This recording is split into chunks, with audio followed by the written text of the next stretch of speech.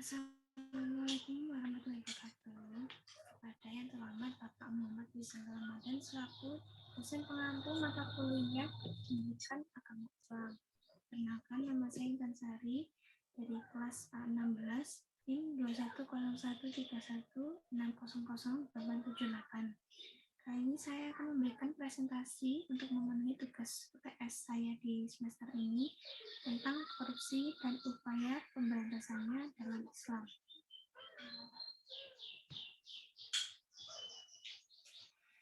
Pembahasan presentasi kita hari ini adalah yang pertama pengertian, 2 bentuk dan motif korupsi, 3 hukum korupsi dalam Islam, 4 bahaya korupsi bagi kehidupan, dan 5 upaya menumbuhkan budaya anti korupsi.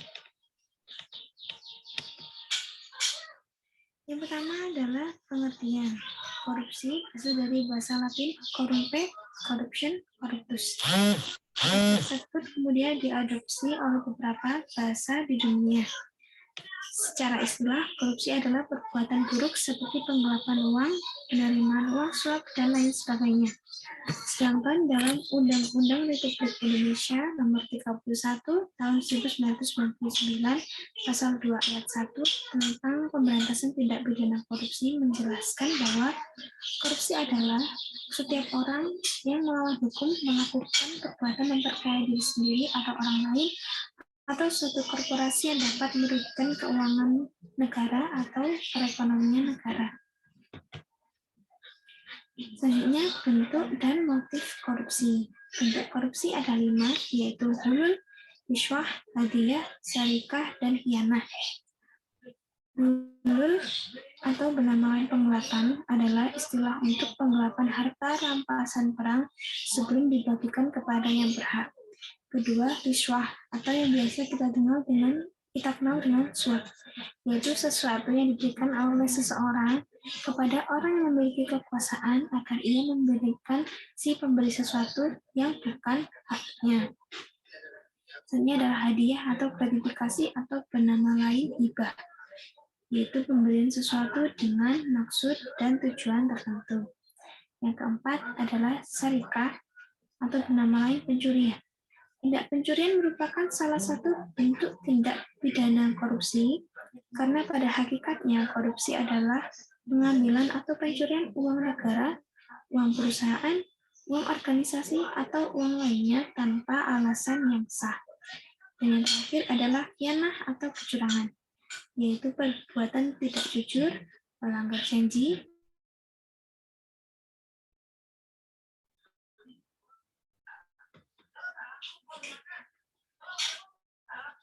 Selanjutnya, hukum korupsi.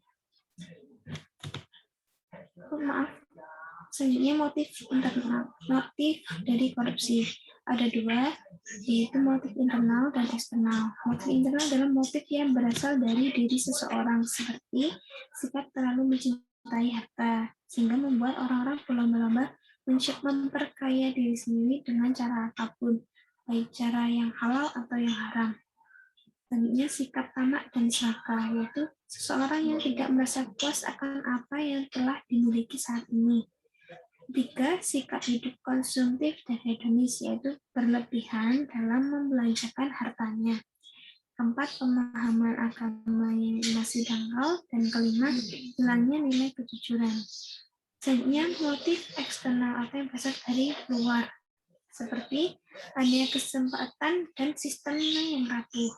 2, faktor budaya.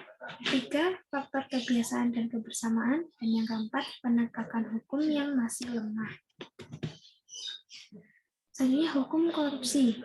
Semua kejahatan dalam bentuk korupsi merupakan dosa besar karena merugikan bangsa dan negara.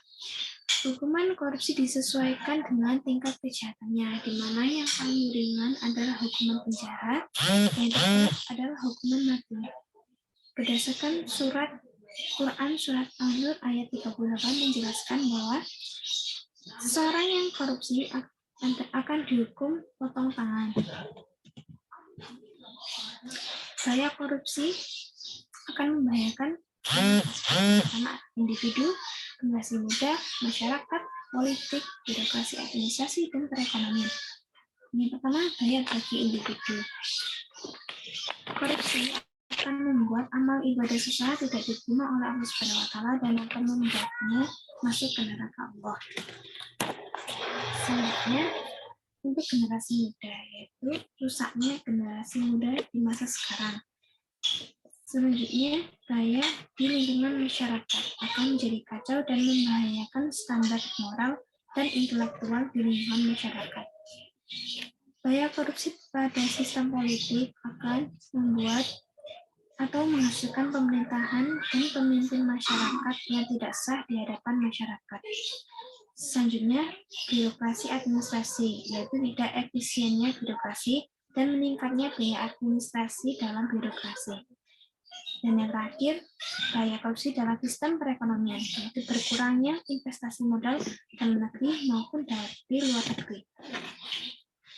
Selanjutnya, upaya kembangkan budaya anti korupsi. Yang pertama, budaya anti mencontek, plagiasi, dan titip absen. Dalam budaya anti mencontek ini bisa diterapkan dengan cara yang pertama,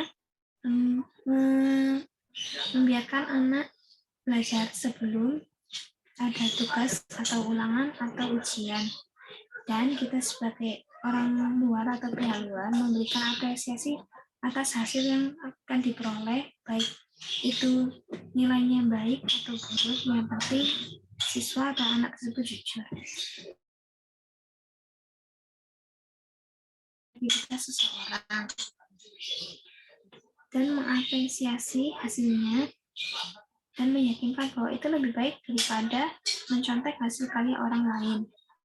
Selanjutnya, budaya titip absen bisa diterapkan dengan cara tidak mau dititipi absen oleh teman dan supaya teman tersebut jujur akan kehadirannya. Sehingga memegang teguh amanah.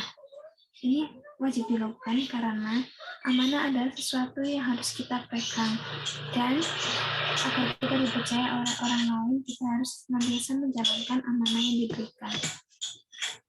Sekian presentasi saya mengenai korupsi. Mohon maaf bila ada salah kata.